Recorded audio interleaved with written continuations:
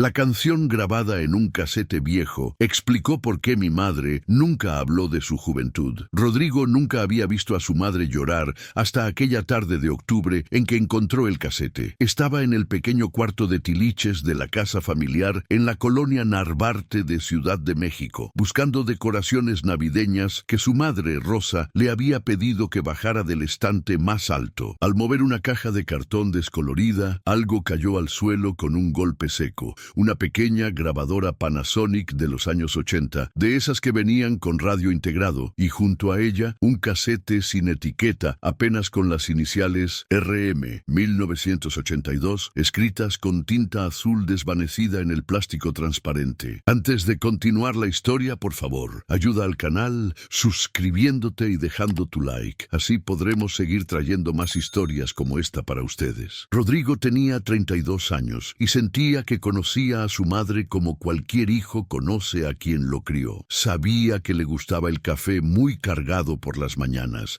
que cocía con una precisión casi perfecta, que era estricta pero justa y que había trabajado como secretaria en una oficina de gobierno durante más de 20 años, hasta jubilarse hacía apenas un año. Lo que no sabía, lo que nunca había sabido realmente, era quién había sido Rosa Martínez antes de convertirse en su madre. Cada vez que él o su hermana Daniela preguntaban sobre su juventud, Rosa desviaba la conversación con una sonrisa apretada y un «no hay mucho que contar, mija» o «eran tiempos diferentes». Su padre, Héctor, tampoco hablaba mucho al respecto, como si existiera un acuerdo tácito de no remover ciertos recuerdos. La grabadora todavía tenía pilas dentro, sorprendentemente sin derramar el ácido que suele corroerlas con los años. Rodrigo las sacó, las examinó y por curiosidad bajó a la cocina a buscar pilas nuevas en el cajón donde su madre guardaba de todo. Rosa estaba en el mercado haciendo las compras de la semana, así que tenía tiempo. Colocó las pilas nuevas, insertó el casete y presionó play. Lo primero que escuchó fue estática, luego un clic y finalmente una voz masculina joven que decía: «Ok,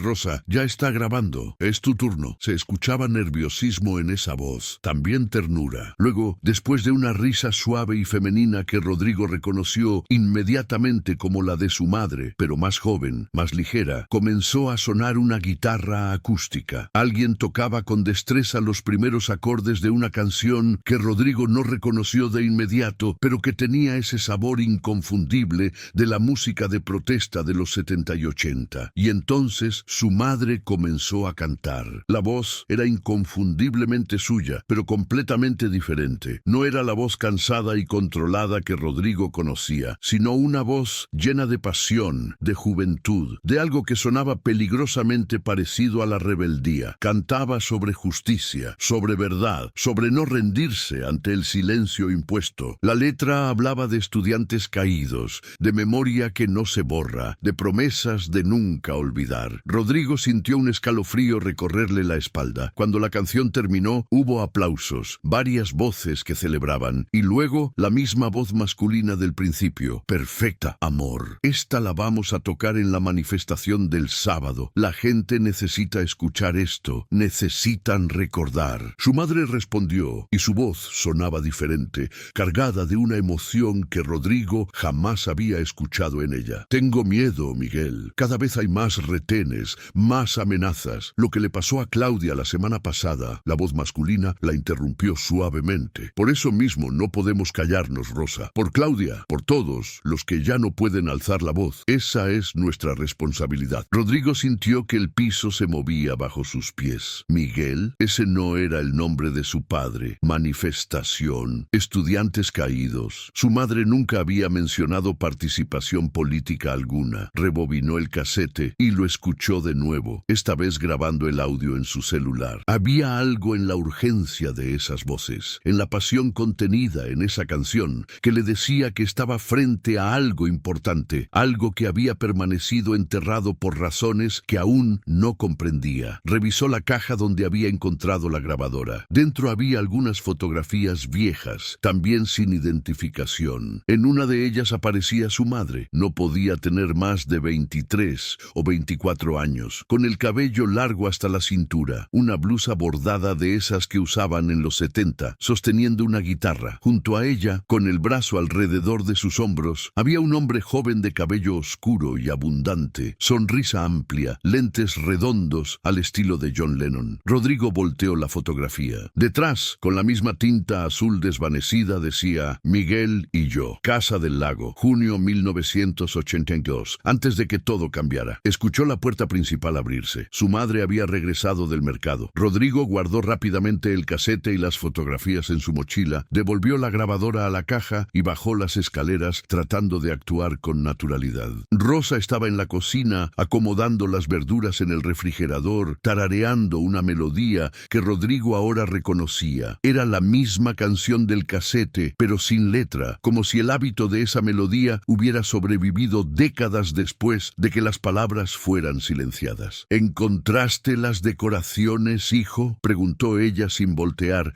enfocada en sus bolsas de mercado. Sí, mamá, están en la sala, mintió Rodrigo. Oye, ¿de dónde es esa canción que estabas tarareando? Rosa se congeló por una fracción de segundo, apenas perceptible, antes de continuar guardando los jitomates. ¿Cuál canción? No me di cuenta de que estaba tarareando algo. Esa que acabas de... Rodrigo decidió cambiar de táctica. Mamá, ¿alguna vez tocaste algún instrumento? ¿Guitarra, tal vez? La mano de Rosa se detuvo sobre una bolsa de chayotes. Se quedó inmóvil por un momento que se sintió eterno, y cuando finalmente volteó a ver a su hijo, sus ojos tenían una profundidad que Rodrigo no recordaba haber visto antes. ¿Por qué preguntas eso? Curiosidad, respondió él manteniendo un tono casual. Nunca te he escuchado hablar de música, y de repente me pregunté si de joven era otra persona, interrumpió Rosa, su voz cortante. Una persona que ya no existe, y la música era parte de esa vida que dejé atrás, por buenas razones. Cerró el refrigerador con más fuerza de la necesaria. Ahora ayúdame a pelar estas papas para la comida. Esa noche, Rodrigo no pudo dormir. Escuchó el casete 3 veces más, en la privacidad de su departamento en la colonia Roma, tratando de descifrar cada palabra, cada matiz en la voz de su madre y de ese tal Miguel. La canción hablaba específicamente del 2 de octubre, de Tlatelolco, de sangre que no se lava con el tiempo, de promesas rotas por el gobierno. Su madre tenía apenas 2 años en 1968, así que no podía haber estado presente en la masacre de Tlatelolco, pero claramente en 1982 estaba involucrada en movimientos que mantenían viva esa memoria. Rodrigo era diseñador gráfico, trabajaba desde casa la mayor parte del tiempo, lo que le daba flexibilidad. Al día siguiente decidió que necesitaba investigar. Comenzó con lo obvio, búsquedas en internet sobre movimientos estudiantiles en Ciudad de México en los 80. Encontró información sobre la efervescencia política de esos años, las movilizaciones después del fraude electoral de 1988, los grupos de izquierda que se reorganizaban después de décadas de represión, pero nada específico que conectara con su madre. Luego recordó que su madre había mencionado que estudió en la Facultad de Ciencias Políticas de la UNAM, aunque nunca terminó la carrera. Siempre había dicho que tuvo que dejarla por circunstancias familiares. Rodrigo nunca había cuestionado esa explicación. Ahora todo cobraba un nuevo significado. Llamó a su hermana Daniela, quien vivía en Querétaro con su esposo y sus 2 hijos. Daniela era 5 años menor que él, lo que significaba que nació en 1991, casi una década después de la grabación del casete. Si había secretos del pasado de su madre, Daniela sabría aún menos que él. ¿Mamá cantaba? Daniela se rió al otro lado del teléfono. ¿Nuestra mamá? Rodrigo, ¿estás bien? Mamá ni siquiera nos cantaba canciones de cuna cuando éramos niños. Siempre ponía discos en lugar de cantar ella misma. Exacto, dijo Rodrigo. ¿Nunca te pareció raro? ¿Nunca te preguntaste por qué? La verdad no. Cada familia es diferente. ¿Por qué tanto interés de repente? Rodrigo decidió no contarle todavía sobre el casete. Necesitaba más información primero. Solo curiosidad. Oye, ¿qué sabes de cómo se conocieron mamá y papá? Pues trabajaban en la misma oficina de gobierno, ¿no? O algo así. Mamá tenía 26 cuando se casaron en 1985. Papá ya tenía 32. Creo que fue un noviazgo bastante corto. Se casaron a los pocos meses de conocerse. ¿Por qué todas estas preguntas? Después te cuento, dijo Rodrigo. Tengo que colgar.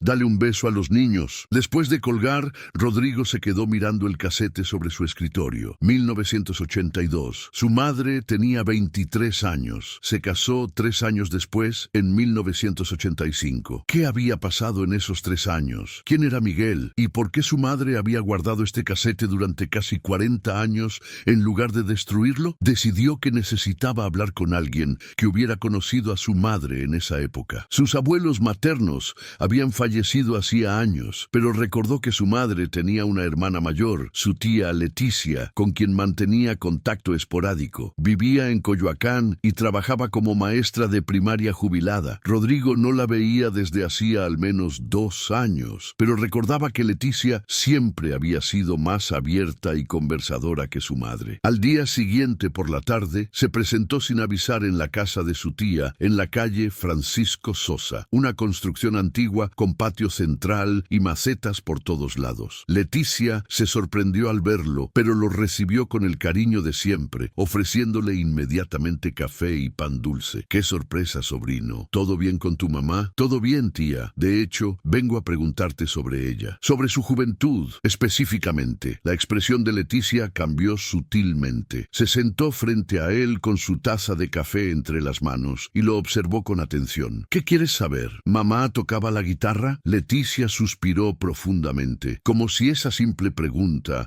hubiera abierto una compuerta que llevaba décadas cerrada. Sí, tocaba hermoso y cantaba aún mejor. Tenía una voz. Ay, Rodrigo, tenía una voz que te llegaba al alma. ¿Por qué preguntas? ¿Ella te dijo algo? No exactamente. Rodrigo sacó su celular y le mostró la fotografía que había tomado de la que encontró en la caja. Encontré esto y encontré un casete con una grabación de ella cantando con alguien llamado Miguel. El rostro de Leticia se descompuso. Dejó su taza sobre la mesa con manos temblorosas y se cubrió la boca con una mano. Por un momento, Rodrigo pensó que no iba a responder, pero luego ella habló, su voz apenas un susurro. Ay, Dios. Miguel, después de tanto tiempo, ¿Rosa sabe que encontraste eso? No, pero necesito saber, tía, ¿quién era Miguel? Leticia se levantó y caminó hacia la ventana que daba al patio. Se quedó mirando las bugambilias por un largo momento antes de hablar. Miguel Ángel Sotomayor. Ese era su nombre completo. Era estudiante de filosofía en la UNAM, 2 años mayor que tu mamá. Se conocieron en 1980, cuando Rosa acababa de entrar a la universidad. Miguel era especial, carismático, inteligente, comprometido con la justicia social. Venía de una familia de clase media alta de Polanco, pero había rechazado todos los privilegios para dedicarse al activismo estudiantil. Tocaba la guitarra como los dioses y componía canciones que hacían llorar a la gente. ¿Y mamá se enamoró de él? Perdidamente. Leticia se volteó para mirarlo, sus ojos brillantes con lágrimas no derramadas. Tu mamá era diferente en esa época, Rodrigo. Era apasionada, valiente, soñaba con cambiar el mundo. Miguel y ella eran inseparables. Formaron un grupo musical junto con otros 3 estudiantes. Tocaban en cafés, en manifestaciones, en cualquier lugar donde los dejaran. Escribían canciones sobre la injusticia, sobre la memoria histórica, sobre no olvidar Tlatelolco, sobre la represión que continuaba. Eran hermosos juntos, llenos de ideales y esperanza. ¿Qué pasó? ¿Por qué nunca supe nada de esto? Leticia regresó a la mesa y tomó las manos de Rodrigo entre las suyas. Sus manos estaban frías a pesar del calor del café. Lo que pasó fue 1982, sobrino. Lo que pasó fue que México todavía estaba bajo el peso de décadas de autoritarismo, y las personas que alzaban la voz, especialmente los jóvenes que no olvidaban ni perdonaban Tlatelolco, eran vigiladas, amenazadas. El grupo de tu mamá y Miguel estaba organizando una manifestación grande para el 2 de octubre de ese año. Querían reunir a miles de estudiantes para exigir justicia, para pedir que se abrieran los archivos sobre la masacre, pero las autoridades se enteraron. ¿Qué hicieron? La noche del 28 de septiembre, 3 días antes de la manifestación planeada, Miguel no regresó a su casa. La voz de Leticia se quebró. Simplemente desapareció. Salió de un café donde habían estado ensayando con el grupo cerca de Ciudad Universitaria y nunca llegó a su departamento en la colonia del Valle. Tu mamá fue la última persona que lo vio esa noche. Se habían despedido en la esquina. Ella se había ido hacia el metro Copilco y él había dicho que iba a caminar un rato para despejar la mente antes de volver a casa. Rodrigo sintió que el aire se le escapaba de los pulmones. ¿Desapareció? Como en desaparición forzada, dijo Leticia. Leticia con dureza. Su familia lo buscó por todas partes. Pusieron denuncias, contactaron a organizaciones de derechos humanos, movieron todos los contactos que tenían. Nada. Tu mamá, Rodrigo, tu mamá casi se vuelve loca. Dejó de comer, de dormir, pasaba los días pegando volantes con la foto de Miguel por toda la ciudad, interrogando a cualquiera que pudiera haber visto algo. Se presentaba todos los días en la procuraduría exigiendo respuestas. El resto del grupo se disolvió por miedo. Algunos dejaron la universidad, otros se fueron a otros estados, pero Rosa no se rendía. ¿Nunca lo encontraron? Leticia negó con la cabeza lentamente. Nunca. Después de 6 meses, la familia tuvo que aceptar que Miguel probablemente estaba muerto. Rosa cayó en una depresión terrible. Nuestros padres estaban desesperados. No sabían cómo ayudarla. Dejó la universidad, dejó la música, dejó todo lo que le recordara a Miguel y a esa vida. Se cortó el cabello, guardó su guitarra y se encerró en su cuarto durante meses. Cuando finalmente salió, era otra persona. La chica apasionada y rebelde había desaparecido. En su lugar quedó alguien controlada, cautelosa, que había decidido que era más seguro no destacar, no soñar demasiado alto, no atraer atención. ¿Y papá? Tu papá apareció en 1984. Era un burócrata tranquilo que trabajaba en la Secretaría de Educación. Nunca había estado involucrado en política, nunca había tenido problemas con nadie. Exactamente lo opuesto a Miguel en todo sentido. Tus abuelos lo adoraban porque representaba seguridad, estabilidad. Rosa aceptó casarse con él porque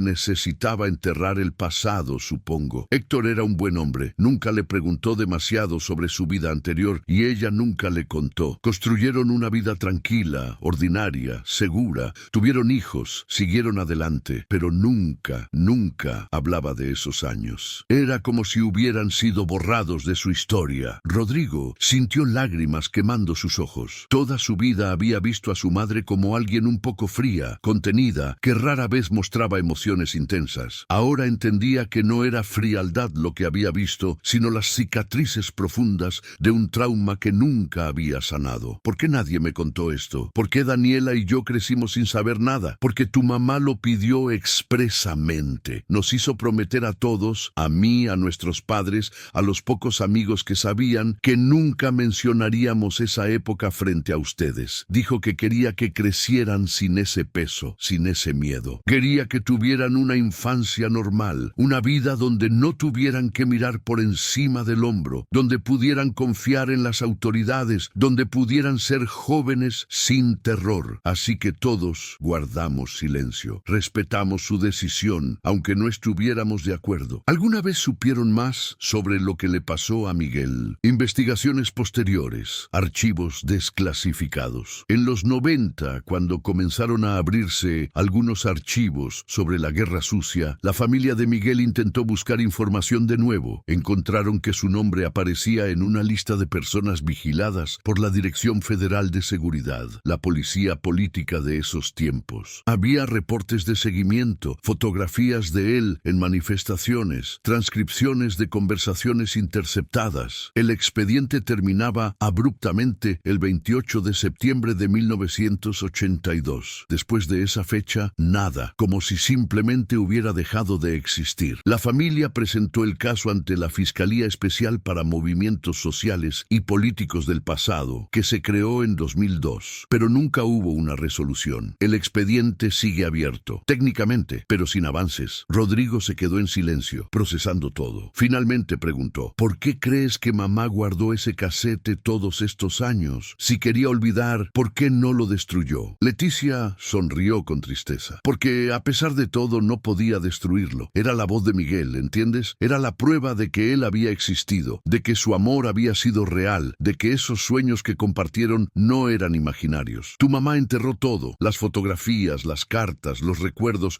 pero ese casete era la esencia de quienes habían sido juntos. No pudo tirarlo. Supongo que sabía que algún día alguien lo encontraría. Tal vez incluso quería que lo encontraran, para que alguien supiera que esa parte de ella había existido. Rodrigo pasó las siguientes 2 semanas investigando obsesivamente. Visitó el Archivo General de la Nación, donde revisó expedientes públicos sobre la represión estudiantil de los 80. Encontró el nombre de Miguel Miguel Ángel Sotomayor en varias listas, siempre asociado con movimientos de izquierda, siempre marcado como elemento peligroso en el lenguaje de la época. Contactó con organizaciones de derechos humanos que trabajaban con casos de desaparecidos y una activista veterana llamada Patricia Campos le confirmó que conocía el caso. Miguel era uno de los buenos, le dijo Patricia en una pequeña oficina repleta de archivos en la colonia Doctores. Brillante, comprometido, incapaz de quedarse callado ante la injusticia. Exactamente el tipo de persona que el sistema quería silenciar. Su desaparición fue un mensaje para todo el movimiento estudiantil. Así les pasa a los que no olvidan, a los que no perdonan, a los que insisten en exigir verdad y justicia. Muchos se callaron después de eso. El miedo funcionó. ¿Y la chica que estaba con él? Rosa Martínez. ¿La recuerdas? Patricia asintió. Claro que la recuerdo. Era su compañera en todo, su otra mitad. Cuando Miguel desapareció, Rosa fue incansable buscándolo. Pero el trauma fue demasiado. Vi a muchos activistas quebrantarse en esos años, pero pocas transformaciones fueron tan completas como la de Rosa. Era como ver a alguien apagar su propia luz para sobrevivir. Rodrigo visitó también la Casa del Lago, el centro cultural mencionado en la fotografía. Habló con algunos empleados veteranos, pero ninguno recordaba específicamente a Miguel o a Rosa. Era comprensible. Habían pasado más de 4 décadas. Sin embargo, en el pequeño café adyacente, un hombre mayor que trabajaba como mesero lo escuchó preguntar y se acercó. Perdón por entrometerme, joven, pero ¿preguntaba por Miguel Sotomayor, el guitarrista? Rodrigo se giró emocionado. Sí, ¿lo conoció? Claro que lo conocí. Yo era estudiante también en esa época, no tan involucrado como Miguel, pero todos lo conocíamos. Tocaba aquí a veces, en las noches de micrófono abierto. Tenía un grupo con su novia, una chica hermosa de cabello largo, que cantaba como si le fuera la vida en ello. Hacían temblar el lugar cuando tocaban. ¿Está haciendo una investigación sobre él? Es mi mamá, la chica que cantaba. Acabo de descubrir toda esta historia. El hombre silbó bajo. Vaya, nunca supe qué fue de ella después de que Miguel desapareció. Muchos simplemente nos dispersamos. Cada quien intentó seguir con su vida como pudo. Algunos nos sentimos culpables por haber sobrevivido, por haber continuado cuando otros no pudieron. Sacó su celular. Espere, creo que puedo ayudarlo. Tengo un grupo de WhatsApp de sobrevivientes de aquella época. Si quiere, puedo preguntar si alguien más recuerda a su mamá o tiene información sobre Miguel. Rodrigo le dio su número. 3 días después, recibió un mensaje de un número desconocido. Hola, Rodrigo. Mi nombre es Claudia Herrera. Tu mamá y yo éramos muy amigas. Me dijeron que estás investigando sobre Miguel. Podemos hablar si quieres. Tengo cosas que tal vez quieras saber. Se encontraron en un café en la colonia Condesa. Claudia resultó ser una mujer de 63 años, profesora universitaria de sociología, con el cabello gris corto y ojos inteligentes detrás de lentes modernos. Cuando Rodrigo le mostró la fotografía de su madre y Miguel, Claudia sonrió con nostalgia. ¡Ay,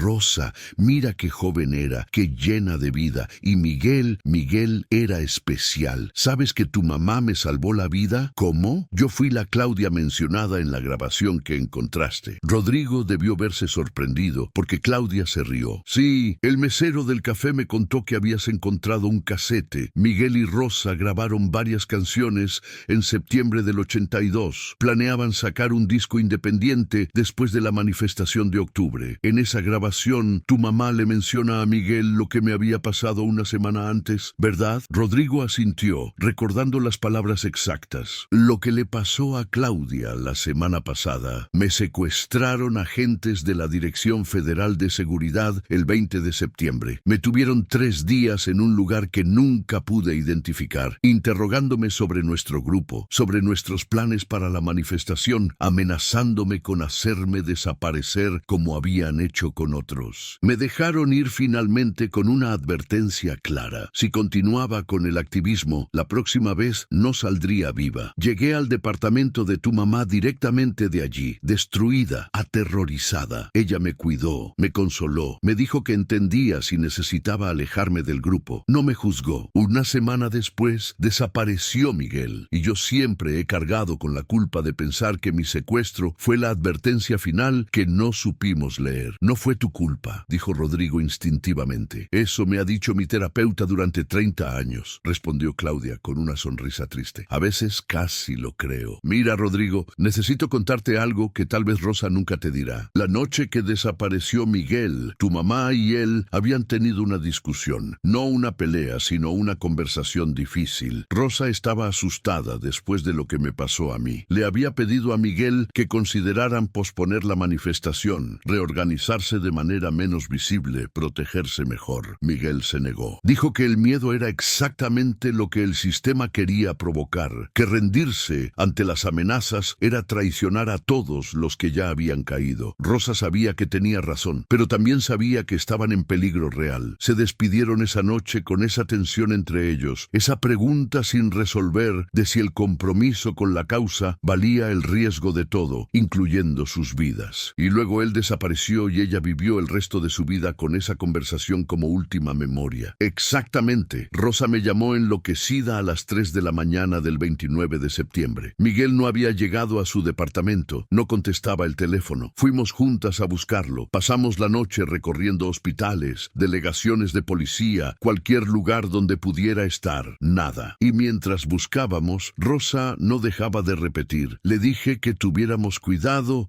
le dije que no valía la pena arriesgar todo, como si de alguna forma ella hubiera predicho lo que iba a pasar y no hubiera hecho suficiente para evitarlo. ¿Por qué crees que ella guardó ese casete específicamente? Había otros recuerdos que podría haber conservado. Claudia pensó por un momento. Porque en esa grabación están los dos en perfecto acuerdo, en perfecta armonía. Miguel tocando, Rosa cantando, unidos en su propósito y su amor. No hay tensión, no hay miedo, solo la pureza de lo que sentían y creían. Es el mejor recuerdo posible de quienes eran juntos antes de que todo se derrumbara. Si yo fuera Rosa, también habría guardado justo ese casete. Rodrigo pasó otra semana debatiendo internamente qué hacer. Cada vez que visitaba a su madre, la veía con ojos nuevos. Observaba cómo evitaba ciertos temas, cómo desviaba conversaciones sobre política o activismo, cómo nunca expresaba opiniones fuertes sobre injusticias, aunque era claro que las notaba. Veía a una mujer que había construido una vida completa sobre la decisión de silenciarse a sí misma, y se preguntaba cuánto le había costado mantener ese silencio durante 40 años. Una tarde encontró a su madre en el patio de la casa, regando las plantas. Había algo en su postura, en la forma en que se movía entre las macetas, que le recordó a la chica de la fotografía,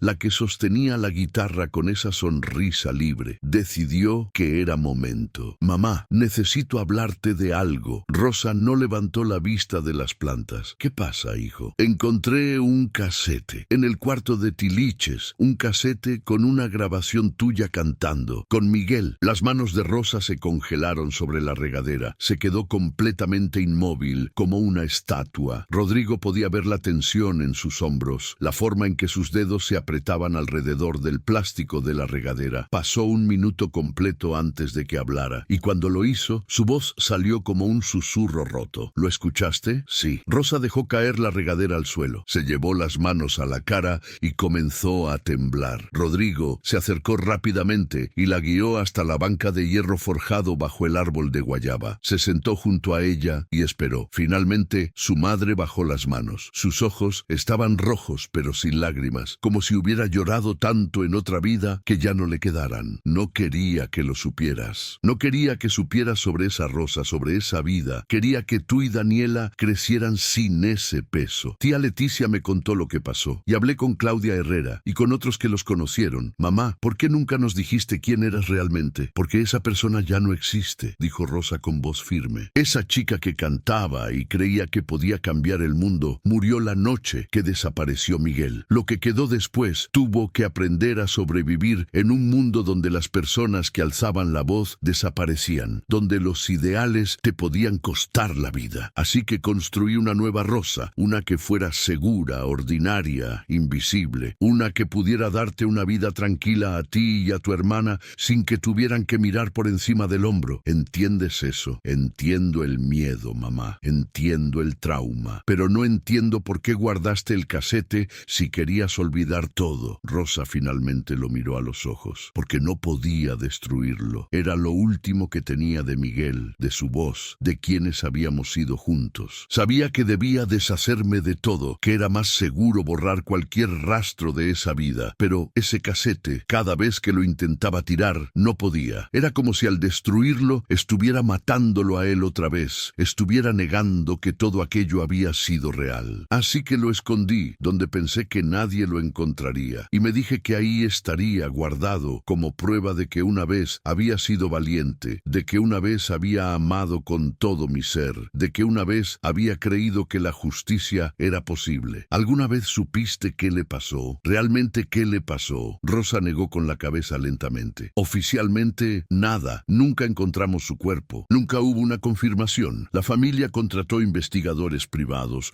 Contactamos con organizaciones internacionales. Presentamos el caso ante cada instancia imaginable. Nada. Pero yo sé qué le pasó, Rodrigo. Lo supe desde el primer día. Lo recogieron agentes de seguridad, lo interrogaron, probablemente lo torturaron y luego lo mataron. Su cuerpo está enterrado en alguna fosa común o lo tiraron en algún lugar donde nunca será encontrado. Esa es la realidad que tuve que aceptar sin nunca tener la confirmación oficial que necesitaba para hacer el duelo propiamente. ¿Papá lo sabe? ¿Le contaste alguna vez? Tu padre sabe que hubo alguien antes de él. Sabe que fue una relación importante y que terminó mal. Nunca le di detalles porque nunca preguntó. Héctor es un buen hombre que entendió que yo venía con cicatrices que prefería no mostrar. Construimos un matrimonio basado en el respeto y el compañerismo, y aunque no era el amor apasionado que tuve con Miguel, era amor de todas formas, un amor tranquilo, seguro,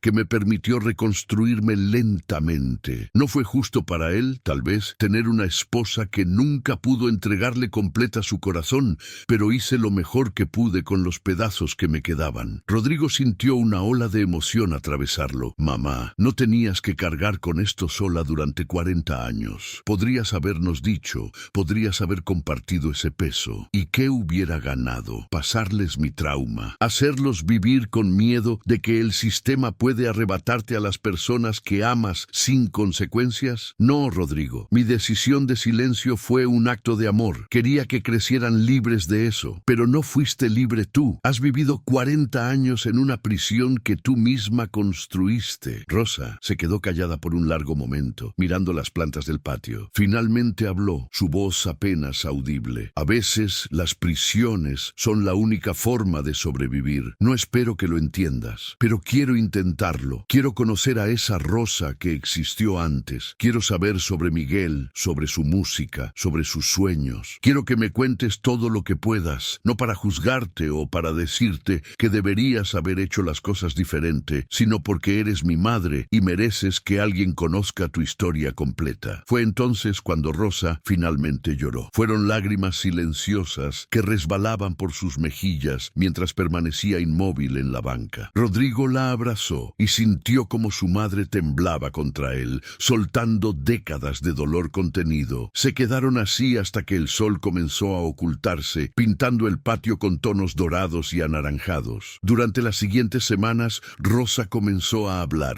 lentamente al principio, con renuencia, como si cada palabra fuera un peldaño doloroso que tenía que subir. Le contó a Rodrigo sobre cómo conoció a Miguel en una asamblea estudiantil en 1980, cómo él había citado a Bertolt Brecht y ella había quedado fascinada por su pasión. Le contó sobre su primer beso bajo los ahuehuetes de Chapultepec, sobre cómo Miguel le enseñó a tocar la guitarra en el pequeño departamento que compartía con otros 3 estudiantes en la colonia del Valle. Le habló sobre las noches componiendo canciones que creían que cambiarían el mundo, sobre las manifestaciones donde cantaban frente a cientos de personas, sobre la sensación de pertenecer a algo más grande que ellos mismos. También le contó sobre el miedo constante de ser seguidos, de que sus teléfonos estuvieran intervenidos, de que cualquier momento podría ser el último. Le habló sobre amigos que comenzaron a desaparecer o a exiliarse, sobre las amenazas que recibían regularmente, sobre la certeza creciente de que lo que estaban haciendo tenía un costo que eventualmente tendrían que pagar. La noche que Miguel desapareció, le dijo una tarde mientras tomaban café en la cocina, habíamos estado discutiendo sobre si seguir adelante con la manifestación o no. Yo tenía un mal presentimiento, algo que no podía explicar, ayudar, pero que me estaba comiendo por dentro. Le pedí que nos tomáramos un tiempo, que reorganizáramos las cosas de manera más cuidadosa. Él me dijo que no podíamos vivir con miedo, que el miedo era el arma del opresor, y nosotros no podíamos permitirles que ganaran. Tenía razón, por supuesto, pero también yo tenía razón. Nos despedimos con un beso en la esquina de Insurgentes y Miguel Ángel de Quevedo, y él me dijo: nos vemos mañana, amor, vamos a cambiar el mundo. Y luego se fue caminando hacia el sur y yo me metí al metro. Esa fue la última vez que lo vi. ¿Nunca tuviste ninguna señal de lo que le pasó? ¿Ningún testigo? Hubo rumores. Alguien dijo que había visto una camioneta sin placas deteniéndose junto a él unas cuadras después. Alguien más dijo que habían escuchado gritos en un edificio abandonado cerca de la universidad. Pero nunca nada confirmado. Nunca nada que pudiéramos usar. Su familia movió cielos y tierra, pero en esa época, cuando el gobierno quería hacer desaparecer a alguien, era como si nunca hubiera existido. No había justicia, no había rendición de cuentas, solo silencio y negación. Rodrigo contactó de nuevo con Patricia Campos, la activista de derechos humanos. Le contó que su madre finalmente estaba hablando sobre lo que había pasado, y Patricia le sugirió algo que no había considerado. ¿Han pensado en presentar el caso de nuevo? Ahora hay más apertura, más voluntad de investigar los crímenes de la guerra sucia. El casete que encontraste, las fotografías, el testimonio de tu madre, todo eso es evidencia. No te prometo que encontraremos respuestas. Han pasado demasiados años y muchos de los responsables ya están muertos. Pero podríamos al menos documentar oficialmente lo que pasó, añadir la historia de Miguel al registro histórico de víctimas de desaparición forzada. A veces, el simple acto de que la verdad sea reconocida oficialmente tiene un poder sanador. Rodrigo le llevó la propuesta a su madre. Rosa se resistió al principio, temerosa de revivir todo aquello públicamente. Pero una noche, mientras escuchaban juntos el casete, la primera vez que Rosa lo oía en casi 40 años, algo cambió en su rostro. Cuando la canción terminó, se quedó en silencio por un largo rato y luego dijo: Miguel merece ser recordado, no solo por mí, no solo como mi dolor privado, sino como lo que era, un joven brillante y valiente que fue asesinado por un Estado autoritario porque se atrevió a exigir justicia. Si presentar el caso de nuevo significa que su nombre será registrado oficialmente como víctima, que su historia será parte del registro histórico de la represión, entonces hagámoslo. Ya no tengo miedo, ya no más silencio. El proceso de presentar el caso fue largo y emocionalmente agotador. Rosa tuvo que dar declaraciones detalladas sobre los eventos de 1982, tuvo que confrontar preguntas difíciles, tuvo que revivir cada momento doloroso, pero también fue catártico. Por primera vez en 40 años, estaba contando su verdad abiertamente, sin esconderse, sin disculparse por haber sido joven y apasionada y haber creído en algo más grande que ella misma. La familia de Miguel, con quienes Rosa había perdido contacto después de casarse con Héctor, se enteró de que ella había presentado el caso de nuevo. La hermana de Miguel, Sofía Sotomayor, ahora una abogada de 60 años, contactó a Rodrigo. Se encontraron en un restaurante en la colonia Roma, y cuando Sofía vio a Rosa entrar, habían pasado casi 35 años desde la última vez que se vieron. Ambas mujeres se abrazaron y lloraron. Pensé que nos habías olvidado, dijo Sofía, sosteniéndole las manos a Rosa a través de la mesa. Entendí por qué te alejaste, entendí que necesitabas seguir con tu vida, pero nos dolió, especialmente a mi mamá, que te quería como a una hija y que murió hace 5 años sin haber podido despedirse de ti. Lo siento, dijo Rosa, su voz rota por el llanto. Lo siento tanto. Cada día pensé en ustedes, cada día cargué con la culpa de haberlos abandonado, pero no podía estar cerca de nada que me recordara a Miguel sin destruirme completamente. Era cobardía, lo sé. No era cobardía, respondió Sofía firmemente. Era supervivencia. Cada quien lidia con el trauma como puede. Lo importante es que ahora estás aquí y que estás dispuesta a pelear por la memoria de mi hermano. Eso significa todo para mí. Sofía le entregó a Rosa una caja que había traído consigo. Dentro había cartas, docenas de cartas que Miguel le había escrito a su familia, especialmente a Sofía, a lo largo de los años. En muchas de ellas mencionaba a Rosa. Le leyeron algunas juntas, y Rodrigo observó cómo su madre reaccionaba al escuchar las palabras palabras de Miguel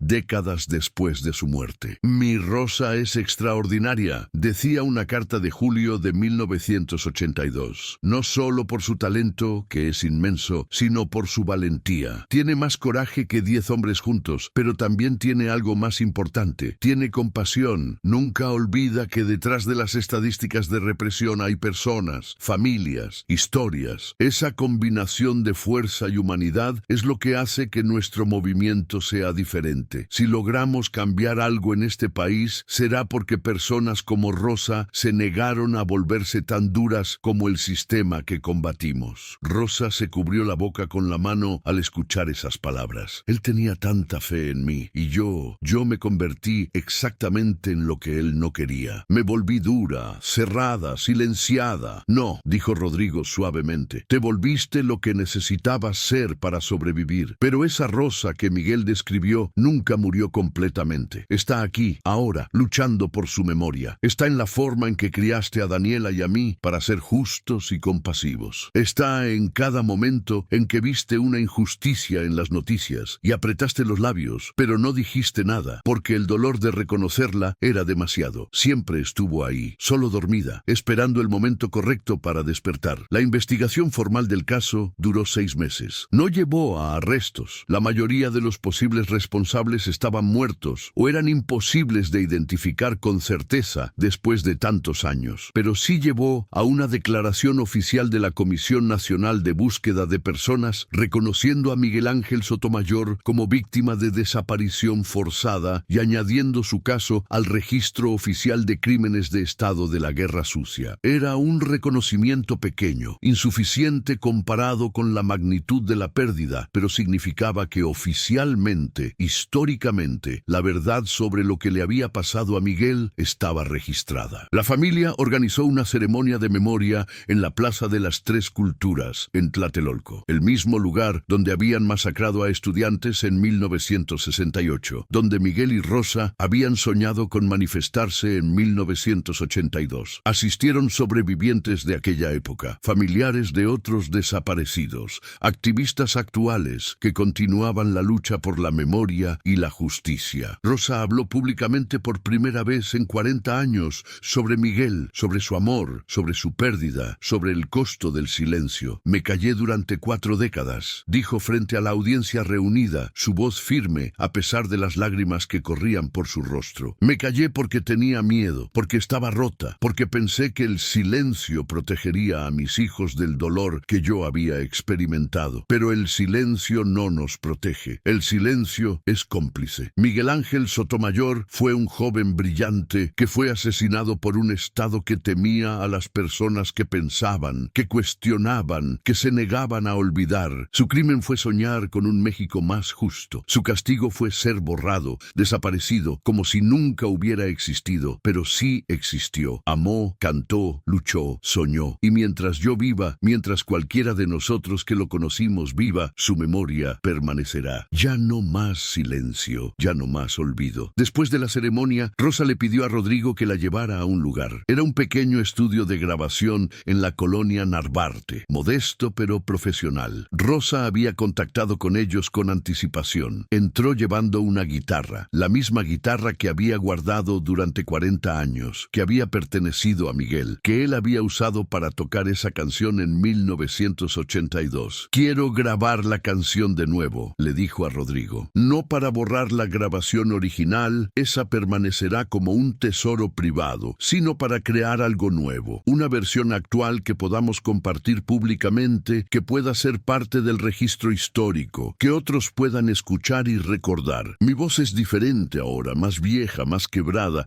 pero tal vez eso es apropiado. Tal vez la canción necesita ser cantada con una voz que conoce el costo completo de lo que dice. Rosa grabó la canción. Su voz temblaba en algunas partes, se quebraba en otras, pero cantó cada palabra con una intensidad que Rodrigo nunca había visto en su madre. Era como si 40 años de silencio estuvieran rompiéndose con cada nota, como si cada verso fuera un acto de resistencia contra el olvido. Cuando terminó, todos en el estudio tenían lágrimas en los ojos. La grabación se subió a internet, acompañada de la historia de Miguel y Rosa y del contexto histórico de la represión de los 80. Se volvió modestamente viral. Miles de personas la escucharon, la compartieron, comentaron sobre cómo les había conmovido. Jóvenes activistas actuales contactaron con Rosa, queriendo aprender de su experiencia, queriendo entender cómo mantener la lucha sin ser destruidos por ella. Rosa comenzó a dar charlas en universidades sobre memoria histórica, sobre el costo del autoritarismo, sobre la importancia de no olvidar. Me tomó 40 años encontrar mi voz de nuevo, le dijo a una audiencia de estudiantes en la Facultad de Ciencias Políticas de la UNAM, la misma facultad donde había estudiado con Miguel. 40 años en que permití que el miedo me silenciara, en que creí que el olvido era más seguro que la memoria, pero aprendí que el silencio tiene su propio costo. El silencio no te protege del dolor, solo lo entierra más profundo, y la memoria, aunque duele, también sana. Les pido que no cometan mi error. Cuando vean injusticia, cuando vean personas siendo silenciadas o desaparecidas o borradas, no se callen, alcen la voz, sean valientes de las formas que yo no pude ser, pero también sean cuidadosos, sean estratégicos, protéjanse mutuamente. El coraje sin precaución puede costarlo todo, pero el silencio sin cuestionamiento también. Daniela, la hermana de Rodrigo, viajó desde Querétaro al enterarse de todo lo que había estado pasando. Inicialmente estaba molesta de que Rodrigo no le hubiera contado antes,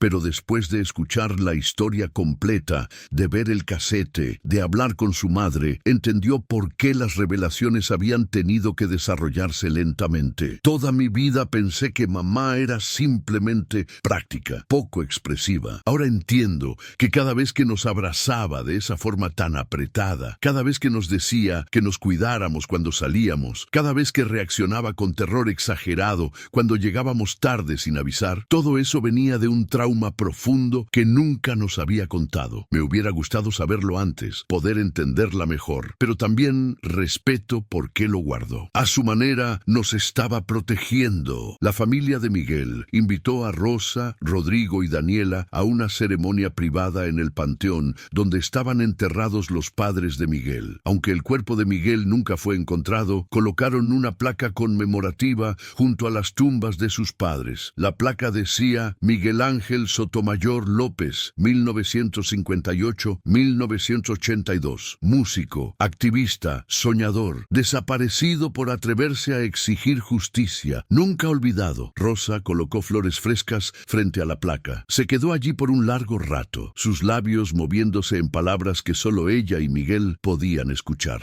Rodrigo se mantuvo a distancia, dándole privacidad a su madre para ese momento que había esperado 40 años para tener, un lugar donde decir adiós, donde honrar la memoria de Miguel abiertamente, sin miedo, sin culpa. Cuando Rosa finalmente se alejó de la placa, sus ojos estaban secos. Había una paz en su rostro que Rodrigo nunca había visto antes. Está bien, le dijo a su hijo, por fin está bien. Esa noche, de vuelta en la casa familiar, Rosa reunió a Rodrigo, Daniela y Héctor en la sala. Su esposo había estado notablemente silencioso durante todo el proceso de revelación, pero nunca había mostrado celos o resentimiento. Ahora Rosa le tomó la mano y le dijo frente a sus hijos: Héctor, necesito que sepas que mi amor por Miguel no disminuye lo que tú has sido para mí todos estos años. Fuiste mi salvavidas cuando estaba ahogándome. Fuiste mi puerto seguro cuando solo conocía tormentas. Me diste una vida cuando yo creía que mi vida había terminado. Me diste 2 hijos hermosos.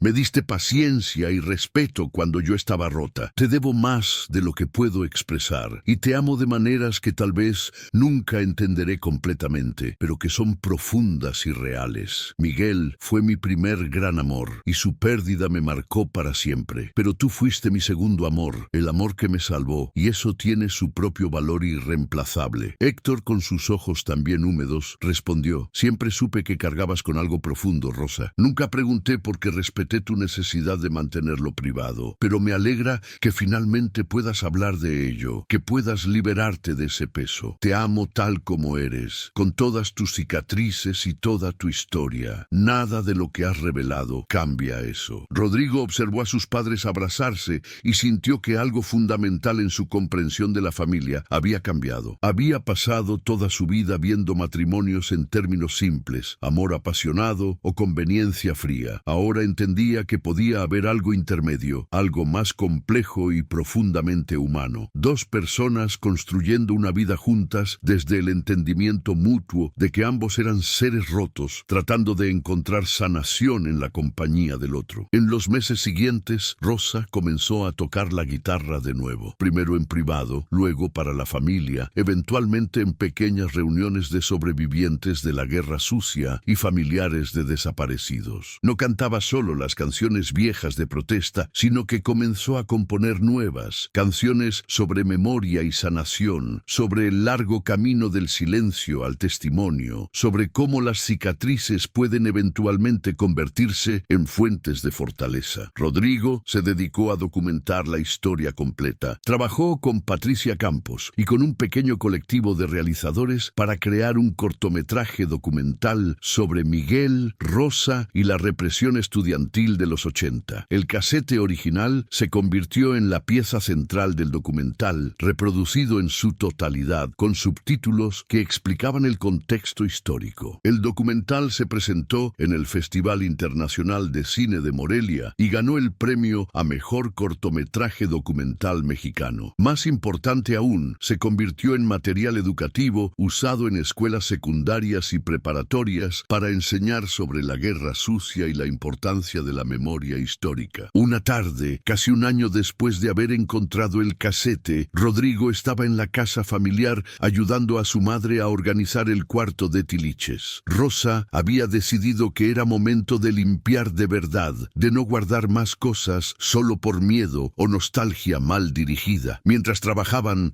Rosa encontró una pequeña caja de metal oxidada en el fondo de un baúl. La abrió con cuidado. Dentro había más fotografías de ella y Miguel, algunas cartas atadas con un listón y un sobre amarillento dirigido a Rosa, para cuando estés lista. Con manos temblorosas, Rosa abrió el sobre. Dentro había una carta escrita con la letra de Miguel. La fecha era septiembre 27 de 1982, un día antes de su desaparición. Rosa comenzó a leer en voz alta y su voz temblaba. Mi querida Rosa, si estás leyendo esto, probablemente significa que me pasó algo. He estado teniendo un presentimiento extraño últimamente, una sensación de que nuestro tiempo se está acabando. No quiero asustarte con esto, pero quiero que sepas algunas cosas por si acaso. Primero, que te amo más de lo que las palabras pueden expresar. Eres la mejor persona que he conocido y estos 2 años contigo han sido los más felices de mi vida. Tu voz, tu risa, tu forma de ver el mundo, todo en ti es extraordinario. Segundo, que no quiero que cargues con culpa si algo me sucede. Sé que anoche discutimos sobre la manifestación, sé que tienes miedo. Tu miedo es válido y sabio. Si algo me pasa, no es porque no me hayas advertido suficiente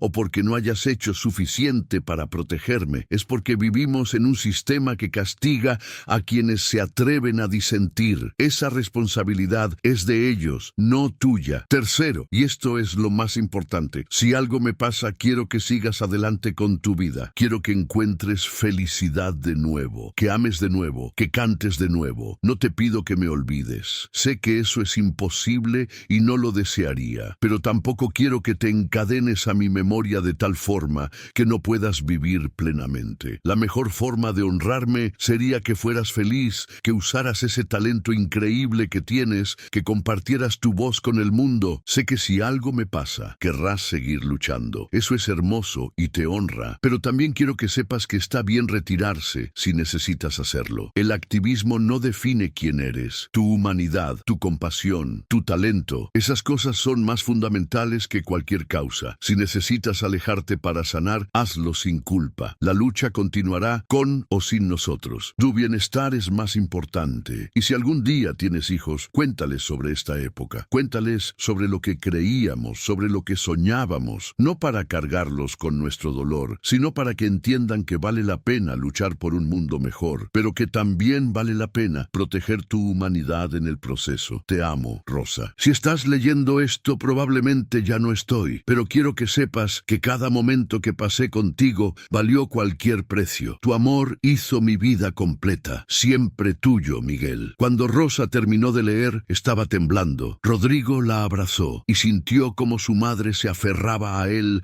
con una intensidad que hablaba de décadas de dolor dolor finalmente liberándose. Él me dio permiso, susurró Rosa. Hace 40 años me dio permiso para seguir adelante y nunca lo supe. Pasé todas estas décadas sintiéndome culpable por haber continuado con mi vida, por haber amado a tu padre, por haber tenido hijos, por no haber dedicado cada momento a su memoria. Y él quería exactamente eso. Quería que fuera feliz. Lo lograste, mamá, dijo Rodrigo suavemente. Tal vez no de la forma que imaginaste. Tal vez tardaste mucho en permitirte ser feliz de nuevo, pero lo lograste. Criaste 2 hijos buenos, viviste una vida decente, sobreviviste a un trauma que habría destruido a muchas personas. Miguel estaría orgulloso de ti. ¿Tú crees? Lo sé, lo dice en la carta. Tu bienestar era lo más importante para él. Y ahora que finalmente estás permitiéndote recordarlo abiertamente, cantar de nuevo, usar tu voz, ahora estás honrando tanto su memoria como su última voluntad. Rosa guardó la carta con cuidado. Voy a enmarcar esto, dijo, y voy a ponerlo en mi cuarto, donde pueda leerlo cada vez que la culpa intente regresar. Miguel me dio un regalo hace 40 años que solo ahora puedo recibir: el permiso para vivir plenamente a pesar de la pérdida. El segundo aniversario del hallazgo del casete, la familia organizó una reunión en la casa. Invitaron a Sofía y otros miembros de la familia Sotomayor, a Claudia Herrera, a algunos de los sobrevivientes de aquella época que se habían reencontrado gracias a todo esto. Rosa tocó la guitarra y cantó, no solo la canción del casete, sino nuevas composiciones sobre resiliencia, sobre encontrar la voz después del silencio, sobre cómo la verdad, aunque dolorosa, eventualmente libera. Uno de los invitados, un hombre mayor llamado Jorge, que había sido parte del grupo activista original, le dijo a Rodrigo: tu mamá era la más talentosa de todos nosotros. Cuando Miguel desapareció y ella dejó la música, fue como ver un eclipse. Toda esa luz brillante simplemente se apagó. Ver que ha vuelto a cantar después de tanto tiempo es como ver salir el sol de nuevo. No es el mismo sol, ha sido cambiado por todo lo que ha atravesado, pero tal vez es más hermoso por eso. Tiene profundidad, tiene sabiduría que solo viene del sufrimiento sobrevivido. Esa noche, después de que todos se fueron, Rosa le pidió a Rodrigo que se sentara con ella en el patio. La noche estaba fresca, el cielo despejado mostraba estrellas que la contaminación lumínica de la ciudad apenas dejaba ver. Gracias, le dijo Rosa simplemente. ¿Por qué, mamá? Por encontrar ese casete, por no dejarlo donde estaba, por investigar, por preguntar, por no aceptar mi silencio. Sé que fue incómodo, que tal vez te sentiste como si estuvieras invadiendo mi privacidad o forzándome a confrontar cosas que preferiría dejar enterradas. Pero me salvaste, hijo. Me salvaste de pasar el resto de mi vida cargando ese peso sola, de morirme sin que nadie supiera quién había sido realmente. Me diste la oportunidad de recuperar una parte de mí que creía perdida para siempre. Solo quería conocerte realmente, dijo Rodrigo. Toda mi vida sentí que había algo más debajo de la superficie, algo que no entendía. Ahora que sé la historia completa, te entiendo mejor. Entiendo tu forma de ser, tus miedos, tu necesidad de control. Todo tenía una razón. Y también te admiro más que nunca. La fuerza que se requiere para reconstruirse después de un trauma así, para seguir adelante, para crear una vida, eso es heroico. No me siento heroica. Me siento como alguien que hizo lo que pudo con lo que tenía. Eso es exactamente lo que hace a alguien heroico. No los grandes gestos, sino la persistencia diaria, la decisión de seguir viviendo a pesar del dolor. Rosa miró las estrellas por un largo momento. ¿Sabes qué es lo más extraño? Durante 40 años traté de olvidar, de enterrar todo lo relacionado con Miguel y esa época. Y ahora que finalmente estoy recordando abiertamente, que estoy hablando sobre él y cantando de nuevo, no duele menos, nunca dolerá menos, pero el dolor se siente diferente. Se siente limpio de alguna forma, honesto. Ya no estoy peleando contra él o tratando de esconderlo. Simplemente existe como parte de mí, como una cicatriz que ya no intento ocultar. ¿Crees que Miguel hubiera aprobado cómo manejaste todo? Gracias a la carta que encontramos, ahora sé que sí, dijo Rosa con una pequeña sonrisa. Tal vez no hubiera aprobado los 40 años de silencio. Miguel siempre creyó en usar la voz, pero hubiera entendido por qué lo hice. Y definitivamente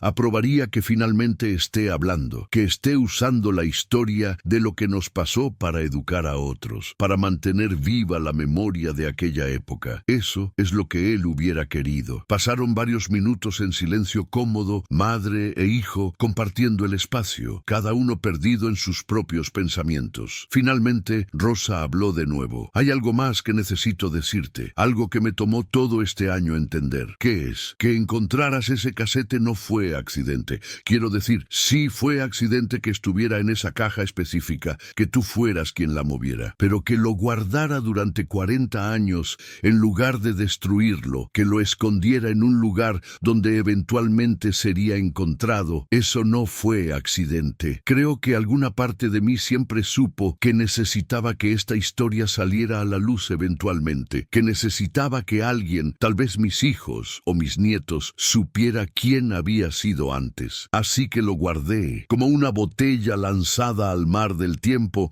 esperando que algún día llegara a las manos correctas, y llegó a las tuyas. No sé si creo en el destino, pero sí creo que nuestro inconsciente sabe cosas que nuestra mente consciente no está lista para admitir. Mi inconsciente sabía que algún día estaría lista para recordar, para hablar, para sanar. Simplemente tardó 40 años. Rodrigo asintió, entendiendo la profundidad de lo que su madre estaba diciendo. Entonces, ¿no te arrepientes de haberlo guardado? No, me arrepiento de muchas cosas, de no haber sido más valiente antes, de haberle ocultado mi historia a tu padre durante tanto tiempo, de haber dejado que el miedo dictara tantas de mis decisiones, pero no me arrepiento de haber guardado ese casete, porque mira todo lo que vino de encontrarlo. Me devolvió una parte de mí misma, me permitió reconectar con la familia de Miguel. Documentamos una historia importante que de otra forma se habría perdido. Y más importante que todo eso, me permitió conocerte de una forma más profunda. Me permitió que me vieras completa, con todas mis capas. Eso es un regalo que no sabía que necesitaba hasta que lo recibí. En el tiempo que siguió, la vida continuó su curso normal, pero con un peso significativamente más ligero. Rosa se convirtió en una conferencista regular sobre memoria histórica, compartiendo su historia con estudiantes y activistas. Daniela se involucró en organizaciones de familiares de desaparecidos, aplicando su experiencia en psicología para ayudar a otros a procesar el trauma de pérdidas sin resolución. Héctor, con el apoyo de Rosa, comenzó a escribir sus propias memorias sobre haber sido funcionario gubernamental durante tiempos difíciles, explorando la complejidad de haber servido en un sistema imperfecto mientras trataba de hacer pequeños actos de bondad donde podía. La grabación que Rosa hizo de la canción de Miguel se usó en un memorial nacional para víctimas de desaparición forzada. Su voz, rota pero poderosa, se escuchó en el Zócalo de Ciudad de México mientras se leían los nombres de cientos de desaparecidos de la Guerra Sucia. Fue un momento de reconocimiento nacional, pequeño comparado con la magnitud de los crímenes cometidos, pero significativo para quienes habían esperado décadas por ese reconocimiento. Sofía Sotomayor le regaló a Rosa la guitarra que había pertenecido a Miguel, la misma que había tocado en la grabación original del casete. Era de él, pero siempre fue también tuya, le dijo. Mamá quería que tú la tuvieras cuando ella murió, pero no supimos dónde encontrarte.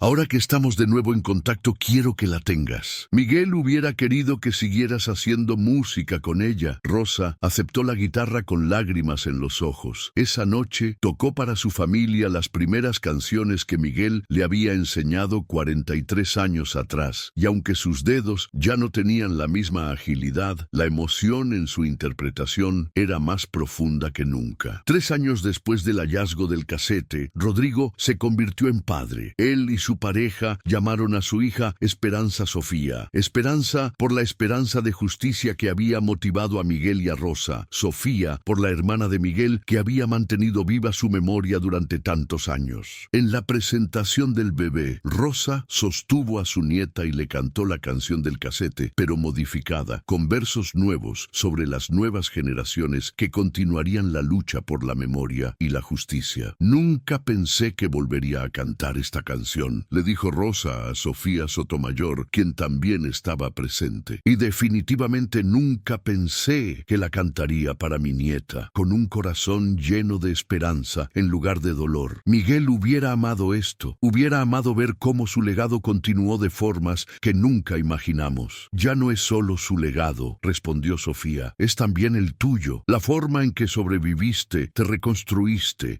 y finalmente encontraste tu voz de nuevo. Eso es su propio tipo de resistencia. Miguel luchó alzando su voz públicamente. Tú luchaste preservando tu humanidad en privado durante décadas hasta que fue seguro hablar de nuevo. Ambas formas de lucha fueron válidas, ambas fueron necesarias. La historia de Rosa y Miguel se convirtió en parte de varios libros sobre la guerra sucia. Estudiantes escribieron tesis sobre su caso. El casete original se donó al Archivo General de la Nación, donde se preservaría para futuras generaciones como testimonio de aquella época. Pero más allá de todo eso, la historia tuvo un impacto más personal e inmediato. Decenas de otras personas que habían guardado silencio sobre sus propias experiencias de represión comenzaron a hablar, inspiradas por el ejemplo de Rosa. Un hombre contactó a Rosa para contarle que su padre había sido compañero de celda de Miguel por 3 días en un centro de detención clandestino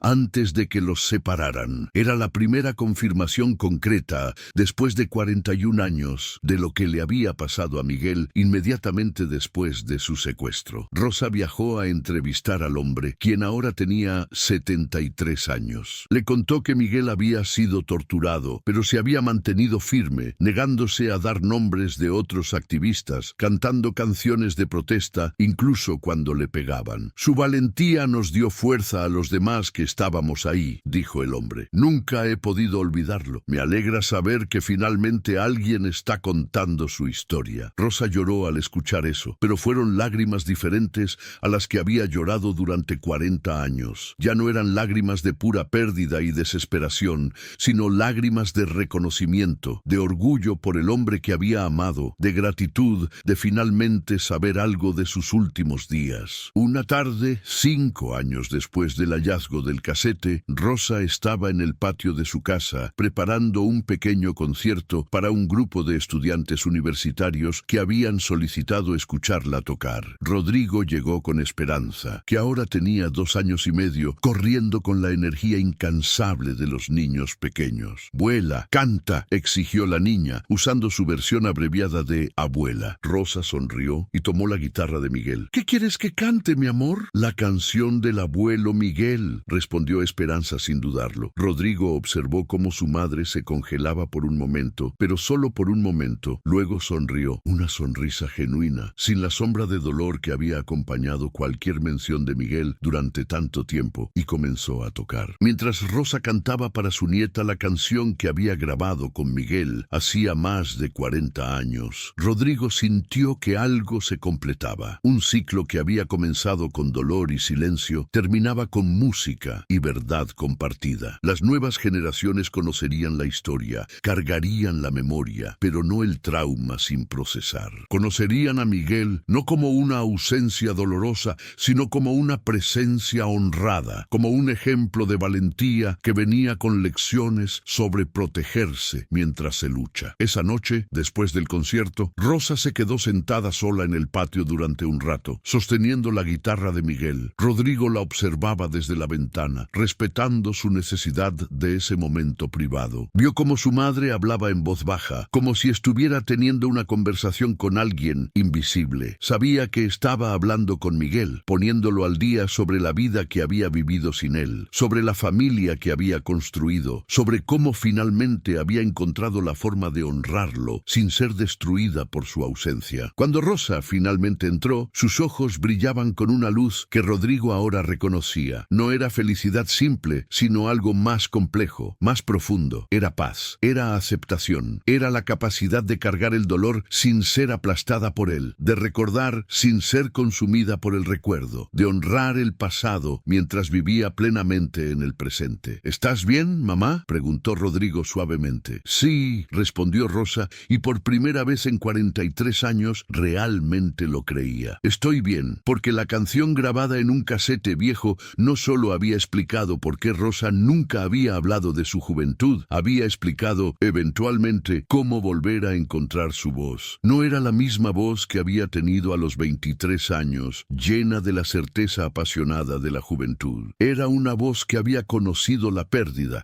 había atravesado el silencio, había aprendido que la supervivencia a veces requiere retirarse alejarse para poder eventualmente regresar más fuerte. Y esa voz que había sido silenciada por el miedo, pero nunca completamente destruida, finalmente cantaba de nuevo.